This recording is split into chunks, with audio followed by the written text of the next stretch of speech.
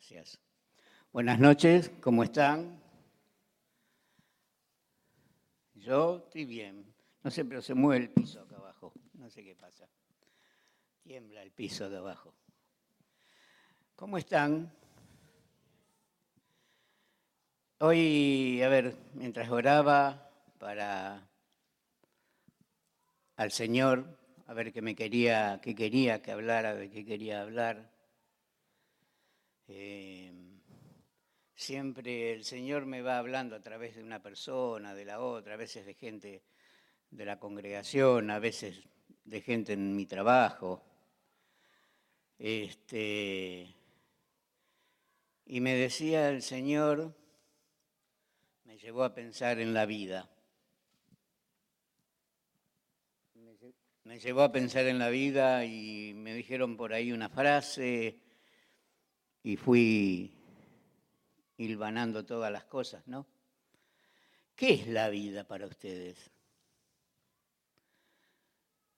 La vida es lo que nos pasa mientras estamos ocupados en nuestros propios planes, proyectos y en lo que queremos, pero no lo incluimos a Dios. Yo me acuerdo cuando caminaba en el desierto con Abraham, al que se ríe. Tengo unos cuantos añitos y me acuerdo siempre que cuando era chico le decía a mi mamá, ¿cuándo va a dejar papá? Va a terminar y va a dejar de hacer nada, porque cuando estaba en mi casa mi papá, antes los chicos trabajábamos. Y después decía, yo quiero ser grande para así no me manden ni hacer lo que yo quiera.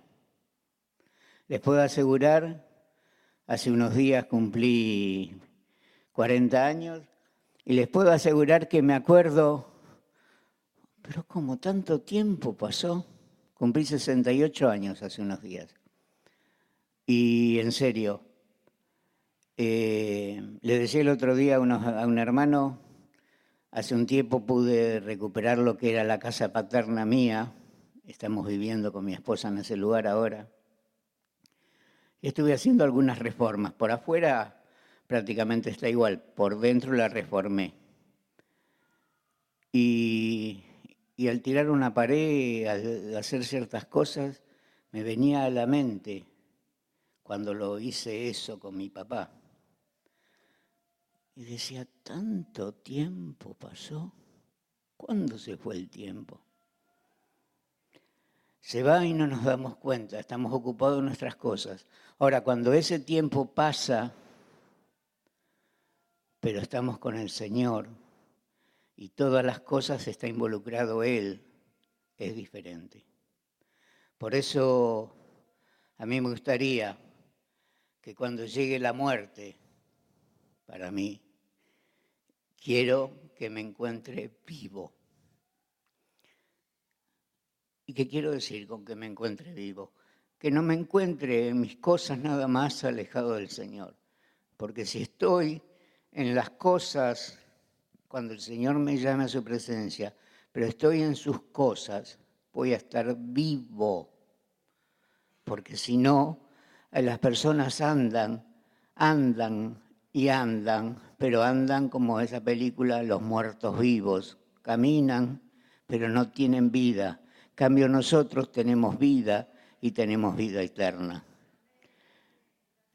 Y no es para halagarme yo, pero me dice, por lo general, el que sería uno de los dueños de la empresa que yo trabajo, me dice, Enrique, pare un poquito. Vez pasada fuimos a un lugar y yo soy aunque camino encorvado por mis columnas, mis dolores, pero soy de caminar rápido, vengo, pare un poquito, que no lo alcanzo. Y así tiene que ser, porque tenemos la vida que nos da Dios, tenemos la fuerza que nos da Dios. Amén. Dice que cuando lo vivimos, la vida en Dios, no obstante, tenemos que estar atentos. Porque dice la palabra en Mateo, que solo podemos entrar en el reino de Dios a través de la puerta angosta. La carretera al infierno es amplia y la puerta ancha para los muchos que escogen ese camino. Dicho de otra manera, la senda que conduce a la destrucción. Sigue diciendo la palabra. Sin embargo, la puerta de acceso a la vida es muy angosta y el camino es difícil y son solo unos pocos los que alguna vez lo encuentran. Algunas claves para aquellos que quieren ser discípulos del Señor y que quieren vivir esa vida con el Señor y que el Señor esté con ustedes. Dice, debemos de vivir en justicia, haciendo énfasis en que esa vida surge del corazón que tiene amor y confianza, más que de la observancia de un código, de un reglamento, no porque tengo que trabajar, tengo que hacer, no, tengo que hacer. Y la vida en el Señor tenemos que hacerla cuando surge del Señor, en el amor hacia el prójimo, en el amor hacia las cosas, en la responsabilidad como hijos de Dios. Amén. Dice, todo eso solamente ocurre cuando somos renovados por el poder del Espíritu Santo, cuando creemos en el Señor. Yo, sí, la mitad de mi vida prácticamente la pasé sin estar en el Señor, aunque tenía ganas de estar en el Señor. Era bastante rebeldón. Pero desde que lo acepté al Señor, Él es el que me da cada día las fuerzas. Él es el que me da las salidas. Él es el que me da, cuando nos hemos equivocado, Él te va llevando. Él te va acompañando. Amén. Él está siempre con nosotros. Pero debemos tener cuidado y a veces sospechar de cosas que son populares o favorecidas por la mayoría que piensa como el mundo. Hoy ya la iglesia no es como era antes, antiguamente. Ya la iglesia se han metido en varios lugares, el diablo ha comenzado a meterse ya hace tiempo y ha comenzado a querer cambiar lo que es realmente la iglesia. Vemos algo acá en este libro que estamos haciendo ahora, después lo voy a leer. Y lo vemos a veces, lo vemos como que está bien, que estamos en el mundo y tenemos que disfrutar de ciertas cosas y hacer ciertas cosas. Y cuando realmente nos detenemos a meditar y pensar, no está bien y no lo tenemos que hacer. También dice la palabra que hay un solo Dios, que es el hacedor, el preservador, gobernador de todo, y que es Jesucristo. Él es el que media entre Dios y nosotros. Pero Él no se pone como una tercera persona. Él se pone para mostrarnos lo que es el amor del Padre, la bondad del Padre hacia nosotros. Dice, Él dio su vida, esto es pasaje Timoteos, dice, Él dio su vida para comprarles a todos la libertad. Amén. Y Él lo anunció, este mensaje Dios lo dio, así dice la palabra, el mensaje que Dios le dio al mundo justo en el momento preciso. Yo creo que en este tiempo el Señor nos está llamando y nos está dando ese mensaje, porque muchos, a lo mejor de años, en el camino del Señor, es como que están en las cosas del Señor, dicen ser cristianos, creen ser cristianos, creen estar haciendo las cosas y no están haciendo las cosas bien. Y la vida, como decía, pasa muy rápido, muy rápido. Ahora, cuando hacemos las cosas bien, sabemos que vamos a estar bien y sabemos que el día que el Señor nos llame, vamos a poder entrar por la puerta angosta. Amén. Dice, por eso debemos elevar nuestras oraciones fervientes regularmente, y decía recién Orlando, por las autoridades civiles, orando para que el Evangelio se extienda y que el pueblo de Dios sea protegido. Porque en muchos lugares hay muchos hermanos nuestros que están trabajando para extender el reino, para llevar la palabra del Dios y donde están jugándose literalmente la vida. Entonces debemos de orar por las autoridades de cada lugar, debemos de orar fervientemente para que el Señor cuide de esas personas que están arriesgando su propia vida para poder extender la palabra del Señor. Amén. Y eso lo debemos hacer como iglesia. Como iglesia. Decía Orlando, esto es un edificio que un día lo podemos vender porque queremos ir a otro lugar más grande y puede ser un lindo supermercado chino, porque ahora todo es supermercado chino. Amén. Pero la iglesia somos nosotros. Nosotros tenemos la responsabilidad. Nosotros somos los que tenemos que estar alegres de poder estar y ver a nuestros hermanos, ver a qué le pasa, qué no le pasa, a aquel que hace mucho que no lo ve, orar por uno, por el otro, ver por nuestros vecinos. Amén. Dice, los cristianos debemos ajustarnos a las exigencias escriturales que se dan en la Biblia, manteniendo la estabilidad en las cosas básicas de la vida y el fundamento de la fe. O sea, como hijos de Dios, tenemos el fundamento de la fe, que sabemos que Dios cumple, que Dios no es deudor de nadie. Sabemos que todo se puede en Cristo que nos fortalece. Y nosotros somos los responsables de poder transmitir esas cosas. Nosotros somos los responsables de poder transmitir todas las cosas del Señor. Amén. Dice, todo hijo de Dios debe fundarse en la motivación del servicio y debe mantener el orden cristiano en la iglesia.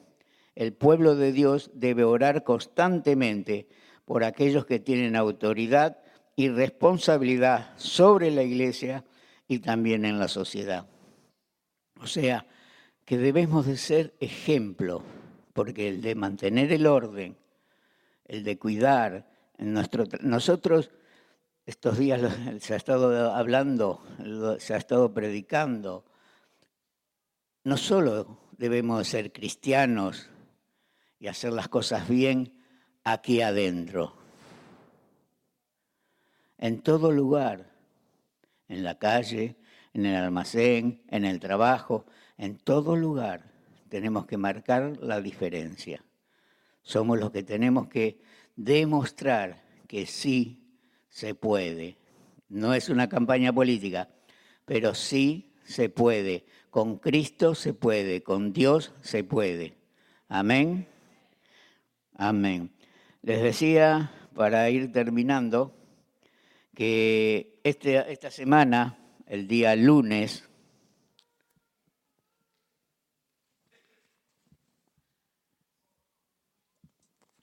es medio rebelde este librito, el día lunes se estaba hablando justamente sobre las iglesias y aquí el pastor que estuvo escribiendo en este día hablaba de que todo es cuestión de momentos. Tiene que ver con el hecho de que muchas veces tenemos que mantener un equilibrio. ¿A qué me refiero con esto?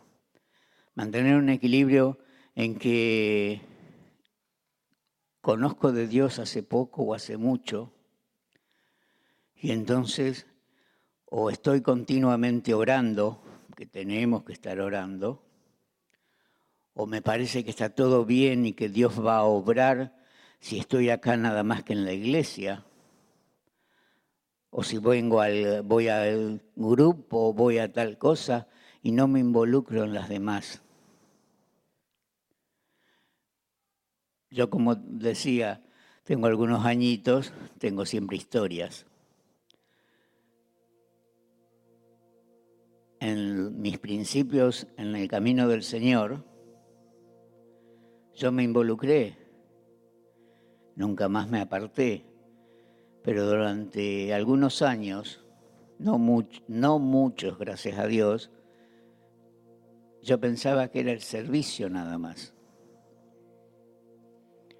Hasta que un día el Señor, en una noche, hacía una hora como esta más o menos, cuando estábamos construyendo todo esto, me habló a través del pastor Tomás y ahí entendí que no era solo el servicio. ¿Y qué es el servicio? El venir a limpiar, revocar una pared, el ir a ayudar a algún hermano. Eso es el servicio. Servir a los demás, servir a la iglesia. Pero no es solo el servicio, el hacer las cosas. Es involucrarnos también en lo espiritual. Y acá el libro dice: mirar a Marta y María. Solo desde Lucas 10 nos brinda una perspectiva un poco incompleta.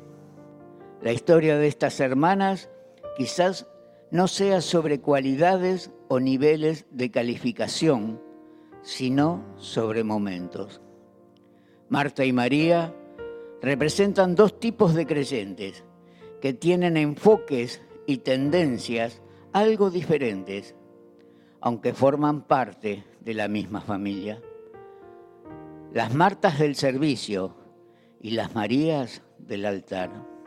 Ahora bien, ¿cuál es la actitud correcta? En Betania se reúnen y conviven ambas iglesias, la del servicio y la del altar. Cada tanto discuten, pero viven juntas. A veces Jesús corrige a una y otras veces debe llamar a la otra. De todos modos, siguen viviendo juntas. La historia es sobre momentos. Hay momentos para estar en el altar y momentos para estar en el camino.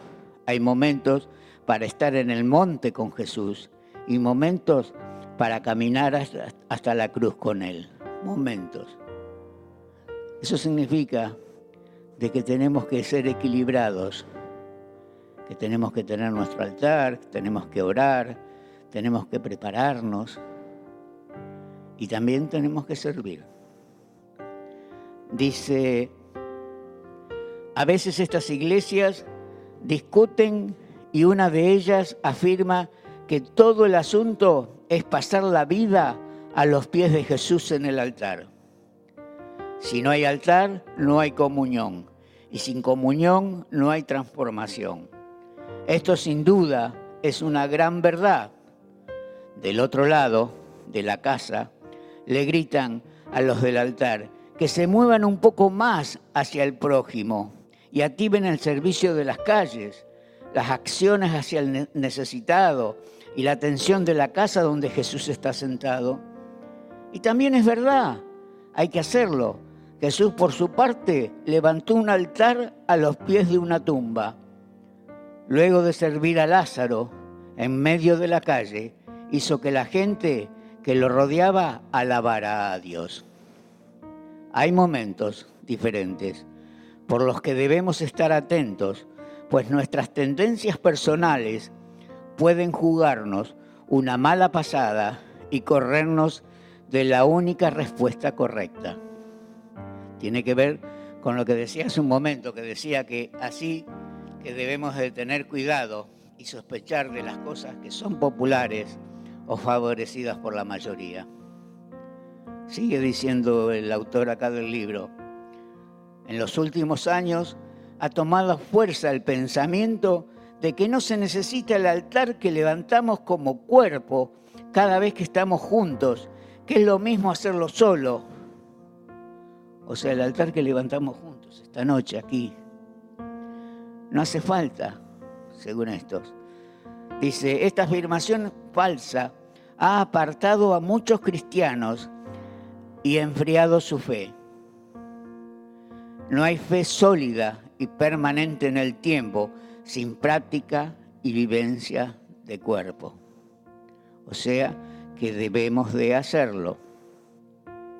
Otros piensan que el servicio es el vínculo único con la iglesia, que para eso nos congregamos, Enrique Antiguo.